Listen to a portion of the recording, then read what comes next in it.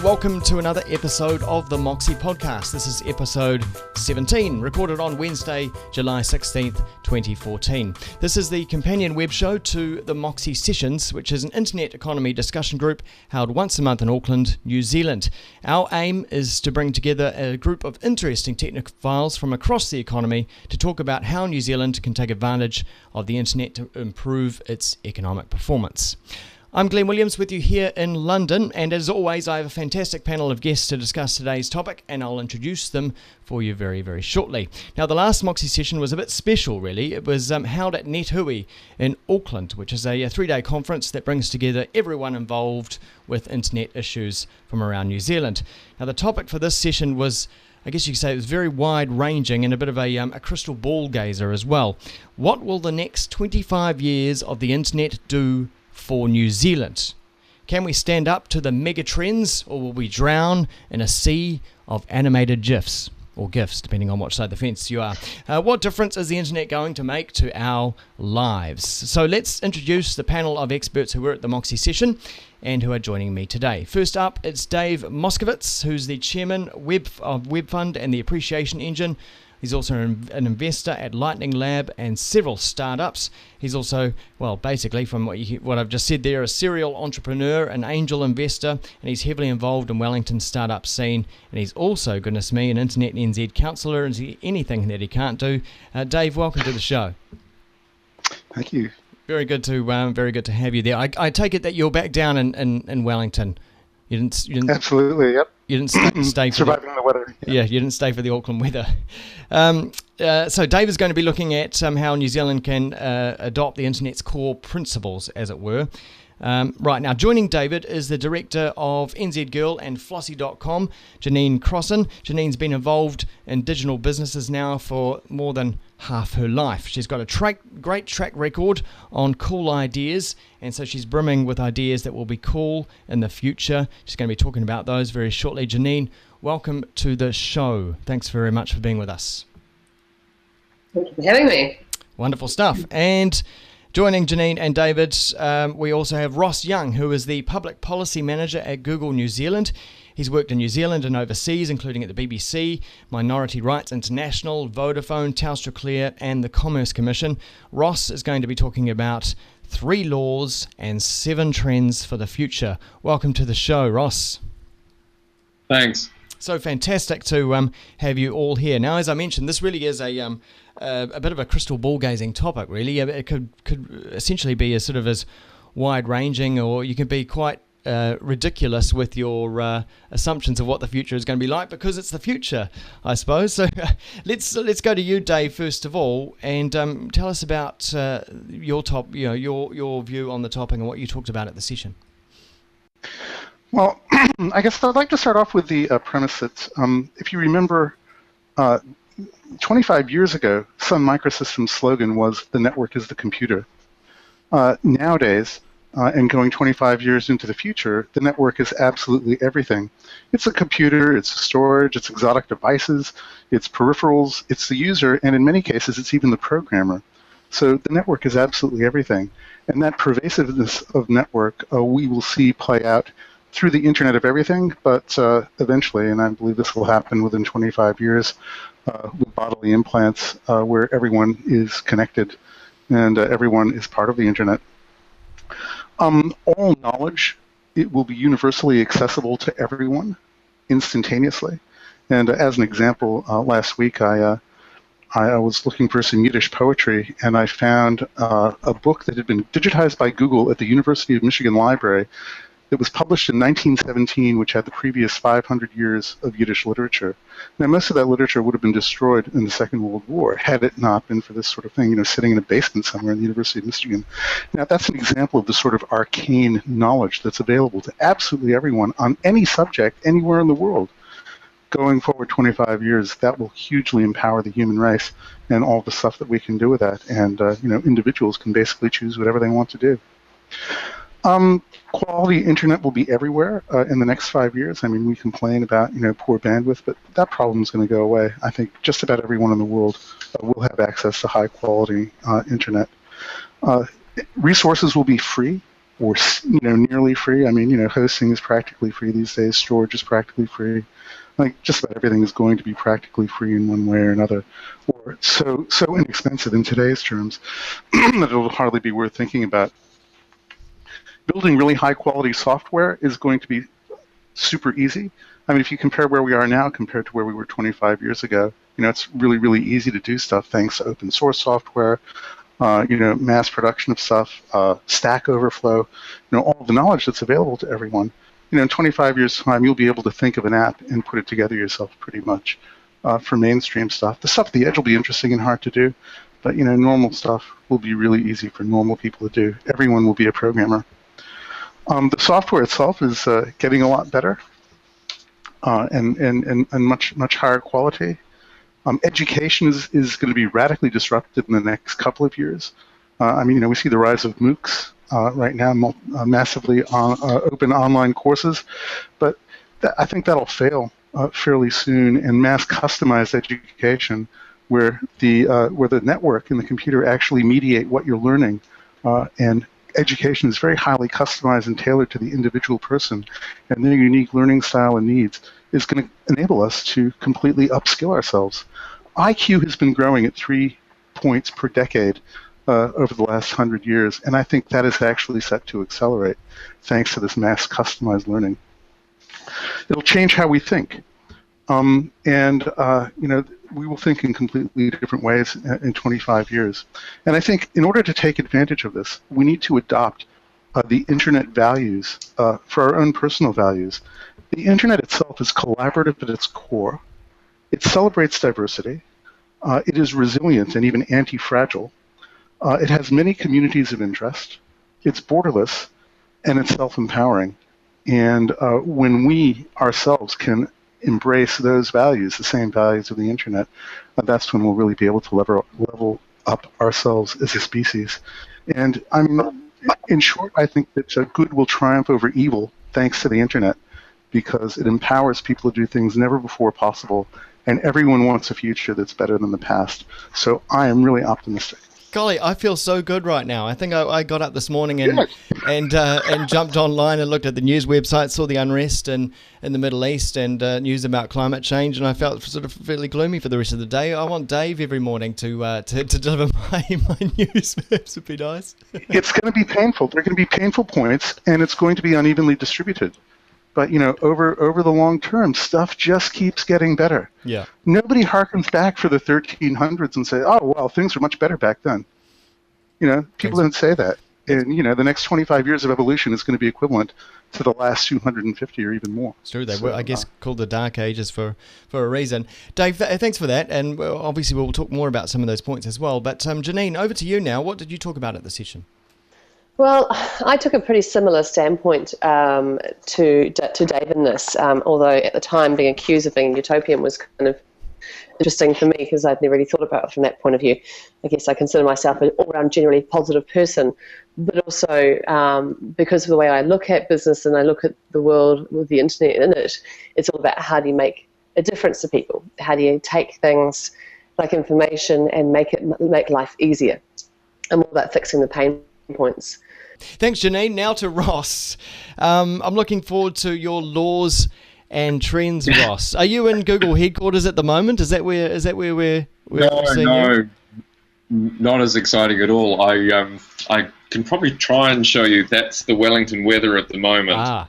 And I do have a tulip wall, but it's not that great. So no, I'm based in Wellington, which is actually where I was born. So it's quite nice to be back here after some time away. Well, wherever you are, fantastic bandwidth. Love it. Seeing you in HD. Anyway, so your laws and trends. Yeah, so I mean, what I talked about, the first thing that struck me actually on a personal level was it was 25 years ago that I left high school at Hutt Valley High, and 25 years from now I'll be eligible for the pension. So I realized I was actually halfway through, which was slightly salutary. But the three things that struck me, I think, when people are trying to predict the future, and the three laws that people sometimes talk about. The first is Moore's law, which many of us have heard of. The second is Amara's law, and the third is Krasenberg's second law of technology. So Moore's law, which you're probably familiar with, is that over the history of computing hardware, the number of transistors on integrated circuits doubles approximately every 2 years. So this is sort of looking at the capacity that we have, and that's growing substantially. And that, I think that trend is continuing. The second is Amara's law, which is we tend to overestimate the effect of a technology in the short run and underestimate the effect in the long run. And we see this with many types of technology. And you know, some people have been saying the Internet of Things is yet to peak in its hype cycle.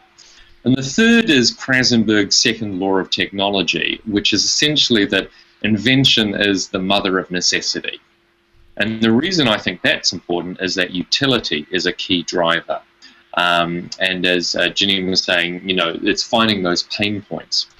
So I think, you know, in any attempt to predict the future, it's worthwhile keeping those things in mind. And I'm also minded of, there was a great paper I read somewhere that analyzed the value of listening to experts like me compared to the data, and the experts were actually more often wrong.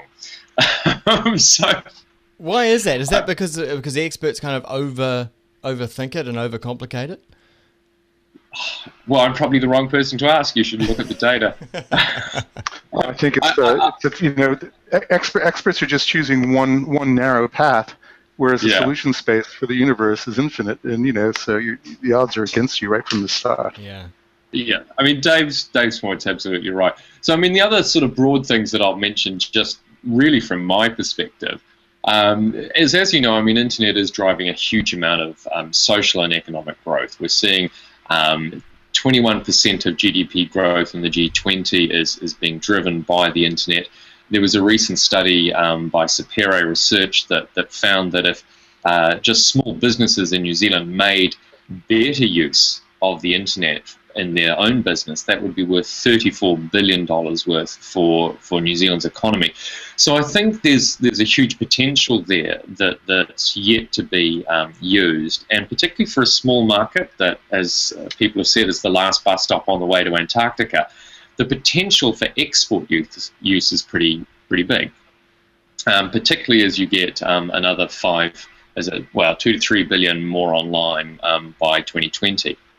The second point is software is software. So, you know, we're all seeing this shift to mobility and wearables, but in many ways, software is still software.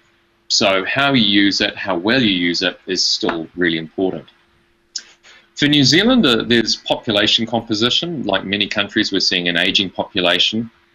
But our export market, we're seeing a rise of the middle class in Asia, and that's being a particularly important driver for growth. The other thing I'm noticing a lot in New Zealand is quite sophisticated forms of e-learning developing. So blended digital learning, and I've seen that particularly in schools like the Manawa Kalani cluster of schools in Tamaki in Auckland. And they're using a blended form of digital learning where they're not just saying, we all need a device, my child needs a device, they're saying, how do we teach? So they're driving their teaching, well, they're using their teaching to drive the technology, I should say. But what will happen in 25 years is the students that have gone through this system will enter the workforce and become both employees, but also eventually become decision makers. So those that start making the decisions about the internet will be those that have been born post Facebook, Google, Instagram, what have you, and that could be quite a different approach. The other thing I'm seeing is open or closed systems. As you probably know, we're seeing a bit of international fragmentation of the internet, particularly around free flow of data, government requests for data. And that's the way that'll play out. You know, I can't predict geopolitics. I don't think anyone can. But we've seen both the impact in the Arab Spring, but also other nations' approach to how they allow people access to the internet. Internet of Things, I've talked about before. We're seeing a lot of smart TVs, connected cars. You know, there's been some people talking about maybe we should have sensors in our waterways. As I said before, I think this hype cycle is yet to peak, and we're yet to sort of define really good use cases. But again, utility is king. You know, when you have really strong utility, that drives a lot of growth. And the final thing is just on user interface. I read a great article in the San Francisco Chronicle, of course, looking at user interface and looking at email and saying really that the email we have today can detract from our ability to focus and not always enhance it. And what they were predicting was that the software that could be developed over the next 25 years could actually enhance our powers of concentration and other components. So that was really what I talked about. Perhaps make us focus a little bit more rather than have our attention divided by all kinds of widgets and things popping up on the screen that make us perhaps be less productive at the one thing that we should be doing. I don't know. That'd be it. But as you say, we won't know what sort of form this takes or how it will even look. We just know that it probably will change, right? Yeah. I think change. I mean, it's funny. Almost every speech I hear about the internet begins with change. Yeah. And you can sort of predict that coming in, but it's how you manage it, almost surf that wave, as it were, to make the most of it. I think a lot of us here have talked about in general terms. I think a lot of what we've talked about could be applied to anywhere around the world that is well connected. But what about specifically to New Zealand? How is New Zealand's connectivity and the pace of the change going to affect New Zealand specifically? Well, I think that the tyranny of distance, has been talked about a lot over the years, and as connectivity gets better, and as interconnectedness gets better, and as in Kiwis in various communities along any variable you choose to call that other than physical location, Kiwis are members of global communities. It really does bring the world together, and so I think that definitely works to our advantage. But if you think about those values that we should adopt, the core values of the internet, collaboration, multi-stakeholderism, celebration of diversity, resilience, anti-fragility, having many communities of interest, self-empowerment, these are all traditional Kiwi values. These are stuff that New Zealanders are good at anyway, in general. We don't live in a very hierarchical society. We're generally open to new ideas. We generally like working with each other. And these are the core values of the internet. So I think it's going to, New Zealanders are going to be able to gain better leverage off these improvements in general society through the internet than perhaps many other countries. If there was such a thing as New Zealand culture, as it were, wouldn't that be at risk from a global internet and a very much a globalized world? Won't we just become this homogenous sort of blob? Well, if one of the interesting things that I saw in a report, I think it's called the Culture Boom Report by Boston Consulting Group, looking at this issue in Australia, actually. And they found, in fact, that there were more people outside of Australia watching Australian content on YouTube than there were inside Australia. So I think, people talk about homogenization. I actually see diversity coming through, whether it's beach days or whatever. How did I know you were going to say that, though? Is that the only, New Zealand No, I could also talk about. So, we recently did a anti-cyber bullying competition in New Zealand, and it was with teenagers. And there was one teenager from Auckland, Hayley, 16 years old, and who did this great experiment. She just put a speaker on Queen Street, and as people walked past, she either insulted them or complimented them and filmed their reactions. And she's put it up on YouTube. And the clip finishes with something like, it doesn't matter if you're anonymous, words have an effect, be kind online. But she's had over 100,000 views of that. You've got Jamie on Jamie's World that has millions of subscribers. You've got in New Zealand that has turned a regulatory requirement of telling people about airline safety into short little videos about hobbits that had twice the population of New Zealand view that on YouTube in 1 week. And Bikini Babe somewhere in the Cook Islands as well. Right. Yeah. Let's talk. Let's talk about more important stuff. I mean, if you talk about Indigenous culture in New Zealand, Te Reo Māori, the internet has been fantastic for that. I've been involved in compiling several Māori dictionaries, which are now available online, and that is enabling researchers from all over the world to access Te Reo Māori. We did a language corpus of the Māori language. Look, most of the access to that corpus is from New Zealand, but there's a significant amount of overseas researchers looking at Te Reo Māori for comparison to other Polynesian languages and for other purposes. So in the bad old days, if you're a culture, your idea for a TV program didn't make it through the TVNZ hierarchy, that was it. Basically it was dead. Nowadays, everybody is a content producer, and everyone has the chance to promote their content both within New Zealand as well as externally. That's true, and just back to your point though about the the Māori language and digitization and keeping the knowledge of that going online. You also mentioned you were searching for Yiddish poetry. Not sure why, but you were out there on the net searching for Yiddish poetry, and you found it, right? But doesn't then the internet just risk being an archive of what was after the homogenized culture took over? So language death is a really big problem all over the world. There are hundreds of languages that basically are become dead every year, and most of the world's languages are moribund. And I think it's just a fact that when you get people communicating together over a common medium, that people search for commonality, and so there will be this interlanguage that everyone uses, which is turning into English. But then people who want to celebrate their own whakapapa, their own culture, they have the opportunity to do that in a more learned and researched way than perhaps they had in the past. I suppose it makes the information accessible for the revival. Kind of like how the decades seem to come round. It was fashionable to go to discos, classic 70s discos in the 90s. Now it's fashionable to do 80s things. So it'll be fashionable once again in 20, 30 years to do real Kiwi things, maybe. And also our New Zealand diaspora overseas. I mean, over a quarter of New Zealanders, over a fifth of New Zealanders actually live overseas. And so this is a way of actually enabling the Kiwi diaspora to better communicate with what's going on in the homeland. Yeah, it's an interesting one, because I think what Dave said is really valid, that because there's so many of us living overseas, there is a way of defining our own uniqueness as partly from where we've come from. So the internet's really good at being able to enable us to do so.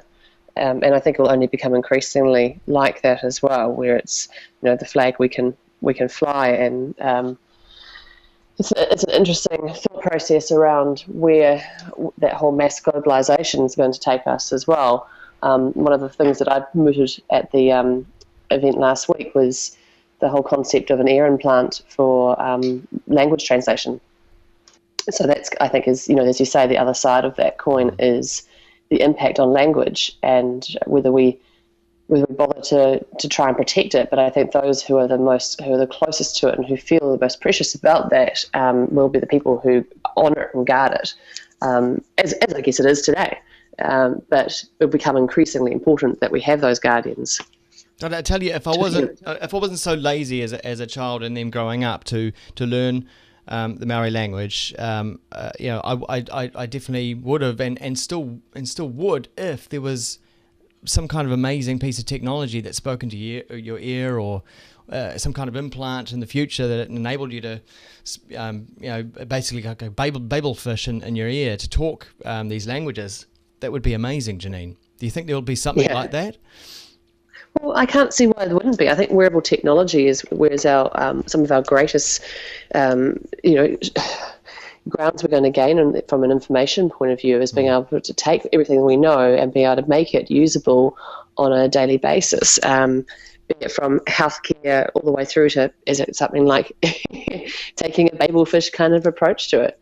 Why not? Yeah. I mean, it's all feasible, and it certainly would help language barriers, and it would certainly help us be able to break down some of the issues that we have in countries where we haven't been able to cross some divides. So I think there's really interesting applications for that.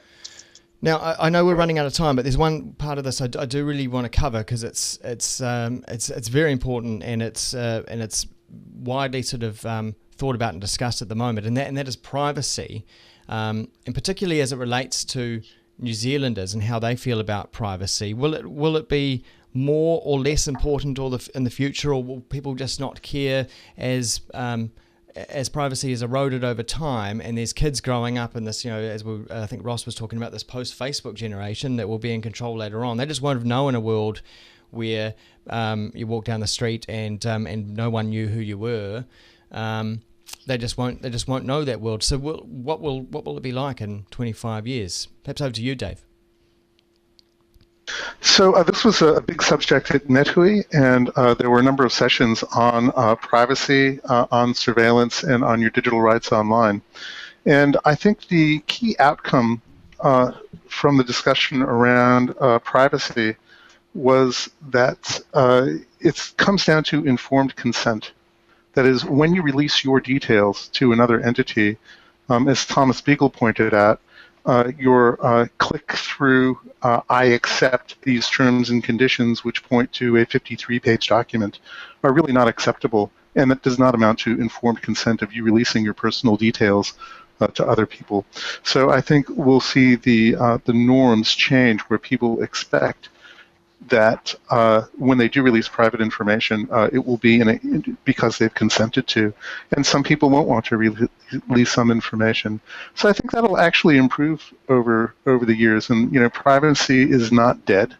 We're just figuring it out at the moment, and an awareness campaign is required. And I think as more and more privacy breaches become apparent as to what not only governments but corporates as well are doing with our data, people will become more circumspect about what they're willing to release to other people in an informed way. Well, that's a good point, though. I mean, is corporate handling of our data really the worry, or is it big government? Is that really where the worry should be? Well, I think there are different worries. I mean, in a way, I'm less worried about governments than I am about corporates, because governments you can always turf out if you live in a democratic society, whereas often you can't turf out the corporates.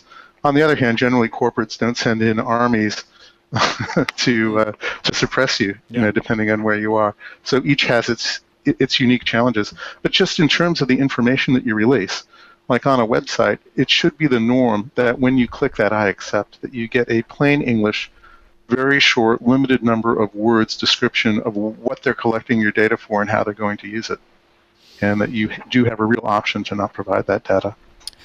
Yeah, I think that's a really valid point, because it is that whole, what is the definition of privacy from here? Because I think it's going to change significantly from what we thought privacy used to mean, based on there are things that people need to know in order for us, as we grow in population and the impact we have on resources, there is some things that will be required in order for us to be able to maintain our society. That definition of privacy is going to have to change as well. So change in a way that our parents wouldn't recognise? I think so. Yeah, I think most certainly. I think one of the ideas we talked about was the whole concept of self-driving cars. Is that something we're going to be doing? We'll be driving our own cars in 25 years' time. You can imagine trying to convince our parents that they're not going to be necessarily allowed to drive their car because the road is going to be networking to them to tell them where they can go and how they get there. There's so much of that change that we're going to go through is going to be very difficult for those who knew the way it used to be. It does seem to be. That will include us. Yes, well, it does seem to be this trade-off, but particularly on the privacy with corporation side of things, that we are getting a lot of services for free on the internet, and the trade-off is that we give some of our information to those corporates so that they can then essentially sell that in order to make money. And I know, I'm not sure how much Ross can say. He's inside those Google towers. What are your thoughts on this area? Well, yeah, I wish I did live in a tower, but anyway. Look, I think, privacy and security is obviously really important, and at the heart of that is the user, or the people that use either our services or others, and the people that drive what happens, and as that should. I mean, as Dave was pointing out, people can choose to use a different service. It's harder to turf out a government if you're in an undemocratic country. But we certainly take security very seriously. I think the events of the last few years have indicated the importance of that. And our engineers have worked very hard to increase the level of encryption on Gmail. But one of the things I have noticed is talking, I did a series of workshops with almost 100 teenagers in New Zealand around this anti-cyberbullying stuff. And what I'm finding is that there's actually a greater awareness, I should say, of privacy settings that I saw amongst younger people. Now, certainly the sample there was slightly different. But the other point that I think Janine was making was that it also comes to utility. Navigational and location information helps us use less petrol. It helps us find where we're going. Now, that means you have to consent to be able to use that technology, to use that mapping technology. But it also has a really important benefit in terms of a less impact on the environment and reduced cost. And I think that's a really useful and important incentive, so that the more useful something is, and the more control that users have, the more comfortable that we are moving towards a balanced approach. So I think I'm reasonably confident that we're finding the way there. Whether we will always get it right in our societies, who knows? But I think getting those incentives there in the right place is important. I must say, though I am disturbed by a lot of what has been going on in the past few years, particularly with spying and that sort of thing. I, for one, welcome our Google overlords. Dave, I think you were going to say something on that. Well, I think the issue is when, there is utility in giving up our personal information, but we can't assume that everyone wants to give up that information. And there are certain people to whom privacy is extremely important. For example, at NetHui, there was a gay man who said, when he was growing up, his privacy was the most important thing to him because he had homophobic parents. And so you can understand how, those details are absolutely critical to keep secret to some people. And everyone has different aspects of their personality that perhaps they would prefer that other people didn't know about. So to just assume that everyone is willing to relinquish this data for the public good, I think is unfair. And we just have to be mindful of the impact that has on people that don't fall into the normal mainstream categories that we normally work with every day. I can certainly relate to that, Dave, as growing up as a gay man in Hutt Valley. But I would say that I think there's quite different versions of privacy around at the moment. I'm finding when people talk to me, they mean a variety of things. So I think it's important to understand that. I also think it's important to, at times, focus on the harm or the risk of real harm. We've seen at times in New Zealand, there was the chap, I think, in Christchurch, that when there was an inadvertent release of data by government, his first response appeared to be an attempt to use that to his advantage rather than actually deal with the specific issue. So I would hate to see us, that type of behaviour growing. I think, to my mind, it's important to focus on what's the real harm, and that can be psychological, absolutely, and there is a risk there. And it's important to respect people's different forms of it. And at the end of the day, it is my data, it's your data, and we should have more control over it. And that's the types of things we try and do, is give the user control. Well, this whole privacy side of things is a whole topic into itself, but I'm so glad that we did get to touch on it today. But I think, by and large, I think we're all pretty positive about the next 25 years of the internet for New Zealand, and I think there were some fantastic ideas coming out there from the three of you. So let's wrap things up. But first of all, I just want you to go around and tell people where they can find you on the internet and keep up with what you're up to. First of all, Dave. You can get me on my blog, which is dave.moskowitz.co.nz. It's probably the best way to get to me. I won't spell Moskowitz for you. You'll probably get it. Google search algorithms are good enough. I think that the world is getting better. It's not that the internet is getting better. It's the world is getting better because of the internet. And I really do believe that having this communication means, which enables instantaneous, ubiquitous communication where any two people can connect with each other anywhere in the world, has to be good for humanity. It brings us closer together. and and it makes us want to work together with each other more. So that's why I'm so optimistic. Very cool. And go check out Dave's blog as well, because there's a bit of a roundup of Net Hui there. Janine, what about you? Where can people find what you're up to? Excuse me. You can find me at a number of places, really. I have a variety of different digital businesses that I'm involved with, but my pet project at the moment is Flossie Concierge, which you can find at flossieconcierge.com. But you can find most of this wrapped up on JanineCrossan.com as well. It's interesting to play to Dave's point again in there is what I find so exciting and why I'm so optimistic is, I was 16 when I left school. I don't have any qualifications, and the internet has afforded me this extraordinary opportunity to be a leader in an industry and develop things because of where it's at, and if you're of the mind and ability to be okay with making things and developing stuff and getting amongst it, then it's a huge opportunity. And the only thing I hope will definitely change in the next 25 years is that I will suffer less packet loss and have better internet. It's been fantastic towards the end. So, it's like the weather really with the bandwidth, especially rural bandwidth. You can never tell. But Janine, so good having you on the show. You're such an inspiration, I think, to my generation, because I think we're about the same age, but I think young kids growing up now as well. Ross, what about you? Where can people catch up with your activities? Well, predictably enough, on the official Google blog for New Zealand. So that's where we do a few things, and G+ page.